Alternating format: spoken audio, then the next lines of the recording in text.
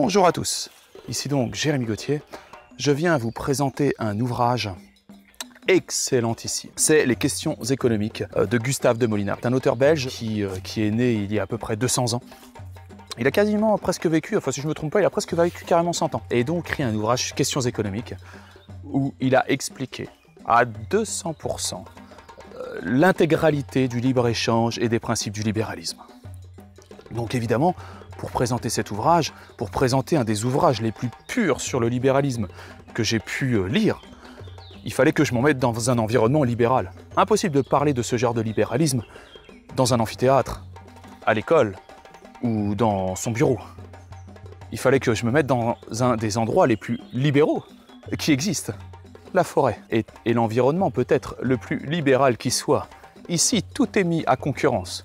Moi-même, je peux vous dire que les moustiques, les orties, et s'il y avait d'autres bêtes, les serpents, ou s'il y avait dans d'autres contrées, les crocodiles, c'est ça le libéralisme, c'est la mise en concurrence, la survivance du plus apte. Et ça rejoint tout à fait les principes de Darwin. Maintenant, donc, il fallait quand même que je vous parle des fondamentaux finalement du libéralisme. Clément Colson, dans son ouvrage, il a traité d'à peu près tous les sujets, que ça soit du libre-échange, que ça soit du commerce, du capitalisme, de la politique, de la philosophie libérale. Son ouvrage est gigantesque. Tout simplement, c'est un des plus beaux ouvrages qui m'a été donné de lire. Vraiment, avec la loi de Pareto, on connaît tous le 80-20.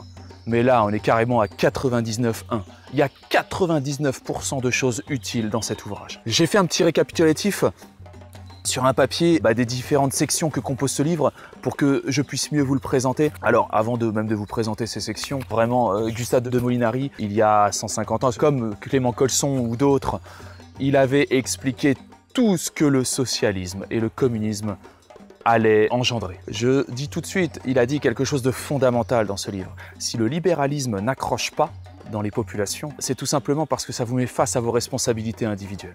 Et ça, je pense que c'est un élément extrêmement important. Le libéralisme donc vous propose la liberté, mais aussi ça implique la responsabilité individuelle. Et c'est là où les gens ne veulent pas du libéralisme. Il a expliqué quelque chose de fondamental. Gustave de Molinari, lui, vivait à l'époque où encore se pratiquait l'esclavage.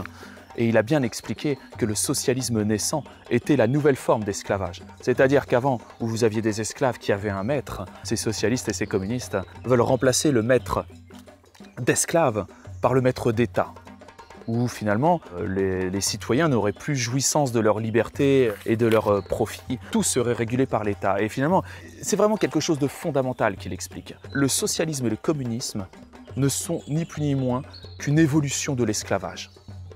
Et lui pouvait vous en parler parce que lui vivait à l'époque de l'esclavage. Okay, il savait, donc avec les maîtres d'esclaves et tout, il savait exactement comment ça se passait. Ils l'avaient étudié, ils avaient même étudié les données économiques sur ces trucs-là. Je tiens tout de suite à préciser que dans le libéralisme n'est pas du tout pour l'esclavagisme, ni même le capitalisme, parce que le capitalisme, lui, veut du profit. Si vous voulez, il faut du rendement sur le capital. Et c'est par rapport à des trucs pseudo-philosophiques, comme vous pourrez vous sortir ces hypocrites de socialistes. Autre, la propriété individuelle de soi, donc ça va de soi. Mais il y a aussi quelque chose de beaucoup plus pragmatique. C'est que l'esclavagisme n'est pas rentable comparé à des individus libres.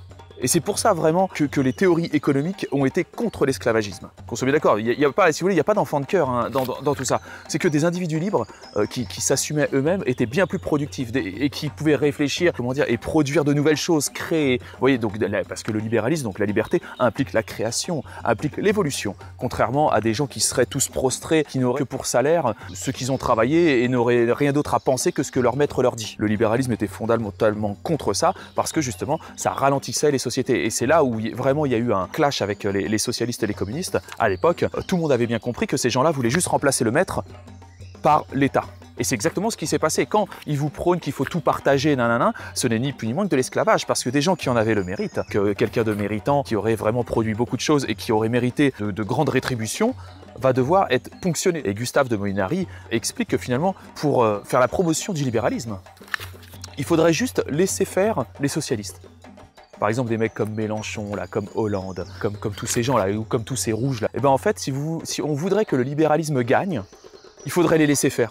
On leur donnerait les clés du pouvoir à des Mélenchon et tout, et on les laisserait faire. À partir de là, les gens comprendraient que ce n'est pas la solution. parce que l'État s'enfoncerait.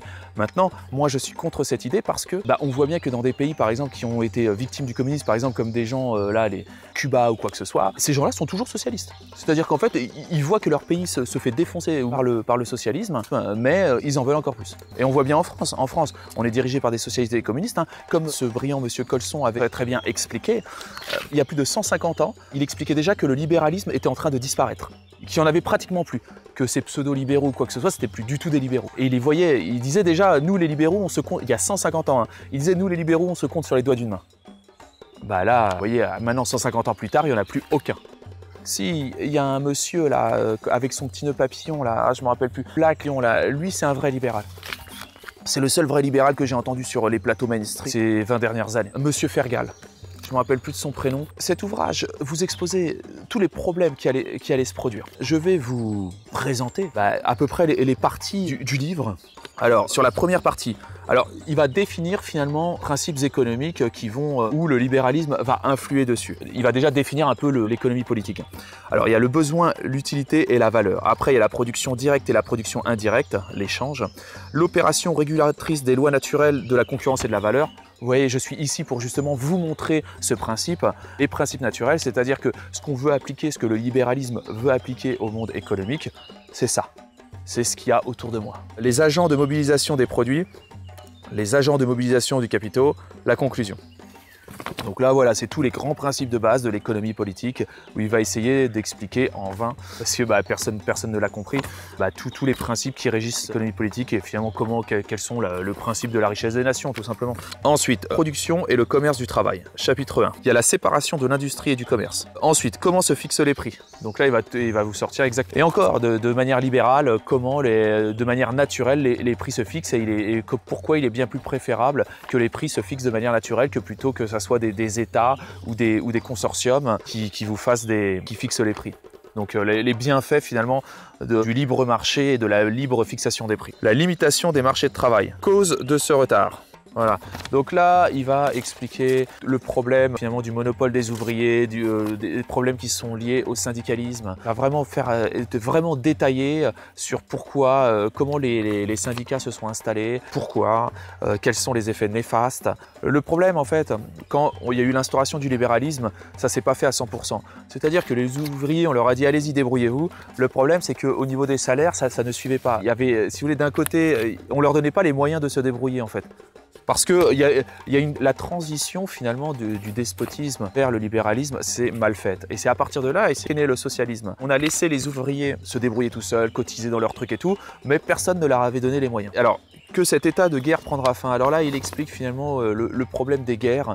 Certains vous parlent de bénéfices de la guerre, mais finalement, il a démonté tous ces principes. Intéressant, il a dit « Nous sommes incapables de voir ce que produit l'État. À quel coût ?» C'est-à-dire quand il vous dit « Ouais, j'ai fait la guerre, j'ai récupéré ça, mais à quel coût ?» Quel coût pour la population? Quel coût pour les industries? C'est ça le gros problème avec l'État et du marché qui n'est pas libre et non coté, c'est qu'on n'a aucune vision, vraiment aucune appréciation de ce que nous coûtent les choses. Quand vous avez une mairie qui va rénover 10 fenêtres, on a finalement on ne sait pas vraiment combien ça coûte. Vous voyez, parce qu'il y a eu la collecte de l'impôt, il y a eu finalement tous ces gens payés aussi par les administrations. On ne sait jamais quel coût réel nous coûtent ces gens-là. Et c'est pour ça que le libéralisme veut les supprimer tout simplement et les remplacer par des entités privées où on saurait exactement ce que ça nous coûte. Parce qu'à partir du moment où vous ne savez pas quel coût ça a, tout est possible. Et d'ailleurs, on le voit bien.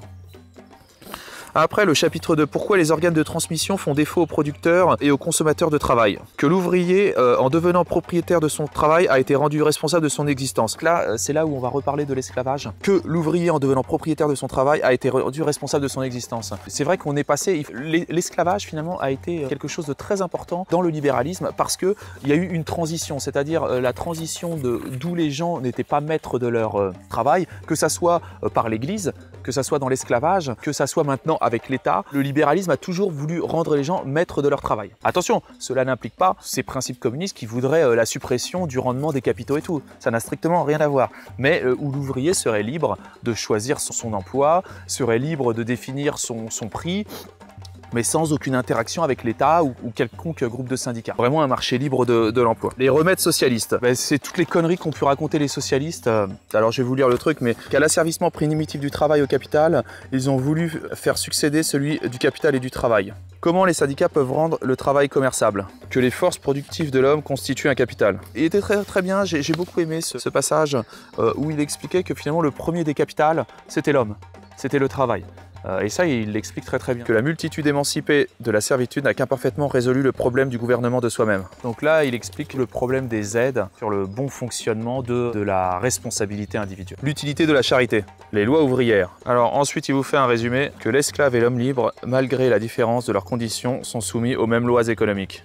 Que sous le régime de la liberté, comme sous le régime de l'esclavage, la protection exige la coopération des mêmes facteurs. Le capital investi dans l'homme et le capital investi dans les choses. Donc si vous voulez acheter ce livre, je vous le mets en bas dans la description. Voilà. En tout cas, il y a quelque chose à comprendre. Si vous voulez vraiment comprendre le socialisme et le communisme, vous devez lire ce livre.